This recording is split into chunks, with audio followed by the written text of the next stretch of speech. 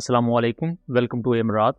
पाकिस्तान और चाइना के दरमियान ongoing warrior 9 counter terrorism exercises की एक नई वीडियो रिलीज की गई है चाइना की तरफ से, और कुछ हाई रेजोल्यूशन इमेजेस भी रिलीज की गई हैं। इन हाई रेजोल्यूशन इमेजेस में हम रोबोट वुल्फ को देख सकते हैं। ये बेसिकली चाइना का एक रोबोटिक डॉग है जो कि चाइनीज मिलिट्री की ईस्टर्न कमांड और दूसरी थिएटर कमांड्स में इंडक्ट हो चुका है, और इस रोबोटिक डॉग को एक्सटेंसिवली यूज किया जा रहा है इस वक्त पाकिस्तान में। ये डॉग क्यों बहुत ज्यादा अहम है मॉडर्न वॉरफेयर में या नेक्स्ट जनरेशन वॉरफेयर सिखाया जाता है, और दूसरा ये Pakistan army plus Pakistan air force के लिए इतना ज्यादा अहम क्यों है, इनको हम डिटेल से समझेंगे। क्योंकि दिखने में एक बहुत ही छोटा सा रोबोटिक डॉग लगता है, लेकिन इसके जो फीचर्स हैं वो इतने ज्यादा अहम हैं कि नेक्स्ट जनरेशन वॉरफेयर को ऐसे ड्रोन्स या ऐसे अनमैन्ड सिस्टम्स को एक्सक्लूड करते हुए इमेजिन भी नहीं किया जा सकता। दोस्तों, इस रोबोटिक डॉग को देखें तो ये वॉरियर 9 एक्सरसाइज में आपसे डिप्लॉयड देख सकते हैं। इसके पीछे चाइनीज स्पेशल फोर्सेस और पाकिस्तानी एसएसजी के 2 कमांडोज मौजूद हैं। ये जो रोबोटिक डॉग है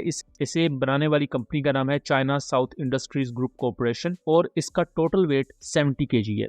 अब रोबोट वुल्फ की स्पेसिफिकेशंस बता दूं, इसका वेट मैं आपको बता चुका हूं 70 kg। 20 किलोग्राम का ये पेलोड कैरी कर सकता है, जिसमें एमुनिशन इवन वेपन को इस पर माउंट किया जा सकता है, प्लस इसे इंटेलिजेंस सर्विलेंस एंड रिकॉनिसेंस के लिए इस्तेमाल किया जा सकता है। ये जो करंट आप वेरिएंट देख रहे हैं इस पर ISR पेलोड माउंटेड है, यानी कि ये जासूसी के लिए डिप्लॉय किया गया है, और इसका काम ये होता है कि हाईली सैचुरेटेड एरियाज में फ्रंट लाइंस पर जाते हुए दुश्मन की पोजीशंस को ट्रैक करना और उनके बारे में डाटा पीछे मौजूद ट्रूप्स को देना होता है। इससे पिछली ट्रेडिशनल वॉर में क्या होता था कि आपके सोल्जर्स आगे जाते थे जिनमें उन पर एम्बुश होने का खतरा होता था, उनकी कैजुअलिटीज भी होती थी। तो ये रोबोटिक डॉग्स बेसिकली यूज किए जाते हैं फ्रंटलाइन एनिमी पोजीशंस को डिटेक्ट करने के लिए। इसके साथ साथ इन्हीं रोबोटिक डॉग्स पर आप राइफल भी माउंट कर सकते हैं, जिससे आप एनिमीज को टारगेट कर सकते हैं। रोबोट वुल्फ के बारे में एक और अहम चीज बता दूं कि इस पर ये ISR पेलोड के साथ साथ टारगेट डेजिग्नेटर को भी इंटीग्रेट किया जा सकता है। टारगेट डेजिग्नेटर बहुत ही ज्यादा अहम होता है जब लेजर गाइडेड बॉम्ब्स को एयरफोर्स यूज कर रही होती है क्लोज एयर सपोर्ट में। अब लेजर गाइडेड बॉम्ब को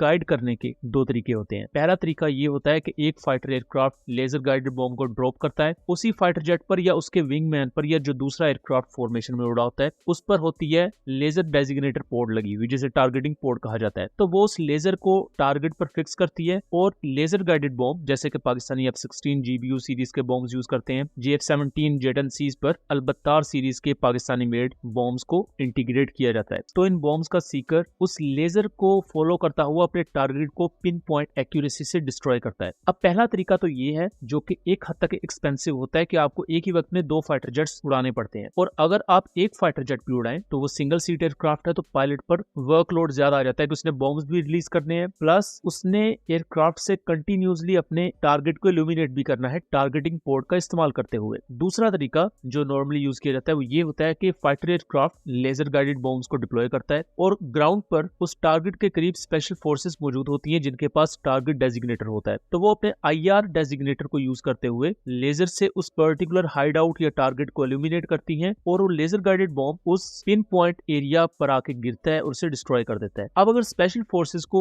लेजर डेजिग्नेशन के लिए इस्तेमाल किया जाए तो उनकी जान को खतरा होता है। अगेन क्योंकि वो एक हाईली वॉलेटाइल एरिया में मौजूद है, उन पर एम्बुश हो सकती है, उन पर अटैक भी हो सकता है, और कैजुअलिटीज हो सकती हैं आपकी अपनी फोर्स की। तो उसके लिए ये रोबोटिक डॉग्स यूज किए जाते हैं। इन पर लेजर डेजिग्नेटेड पोर्ट को माउंट करके ये लेजर डेजिग्नेशन का काम करते हैं एयरफोर्स को मदद करने के लिए, प्लस आर्मी को ये किस तरह हेल्प आउट करते हैं वो मैं ऑलरेडी आपको एक्सप्लेन कर चुका हूँ। जो रोबोट वुल्फ है ये AI बेस्ड सॉफ्टवेयर को यूज करता है, और इसमें Ascent 310B AI based software use किया गया है, जिसकी वजह से इन्हें एक स्वाम की सूरत में यानी कि 8 से 9 ऐसे रोबोटिक डॉग्स एक ही फॉर्मेशन में मुख्तलिफ रोल्स परफॉर्म कर सकते हैं, और इनमें खुद से वो काफी हद तक चीजें फीड होती हैं कि इन्होंने एक पर्टिकुलर मिशन को किस तरह परफॉर्म करना है। अदरवाइज इन्हें मैनुअली भी कंट्रोल किया जा सकता है। 2 घंटे की एंड्योरेंस देते हैं जो कि स्पेशल फोर्सेस की तरफ से कैरी आउट किए जाने वाले मिशंस के लिए मोर देन इनफ है, और 10 किलोमीटर की रेंज प्रोवाइड करते हैं। रोबोटिक डॉग्स को मॉडर्न वॉरफेयर में यूज करने की वजह से जो कैजुअलिटी रेट है उसमें 17 से 7% तक कमी आई है, और इससे फायर पावर भी इंक्रीज हो जाती है। प्लस आप जो एक्स्ट्रा एमुनिशन या दूसरा जो सामान है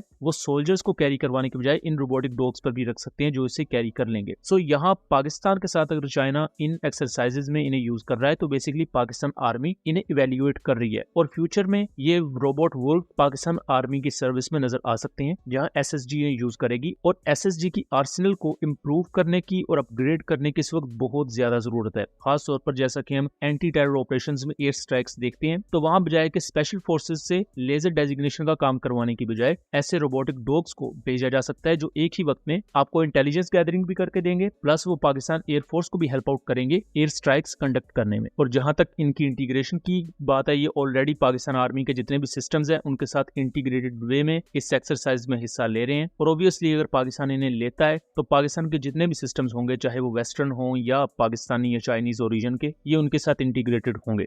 सो दोस्तों, ये था एक एनालिसिस। उम्मीद करता हूँ चीजें क्लियर रही होंगी। वीडियो पसंद आई हो तो इसे ज्यादा से ज्यादा शेयर कीजिएगा ताकि इस तरह की मजीद इन्फॉर्मेटिव वीडियोस हम आपके लिए लेकर आ सकें। मिलेंगे अगली वीडियो में, तब तक के लिए अल्लाह हाफिज।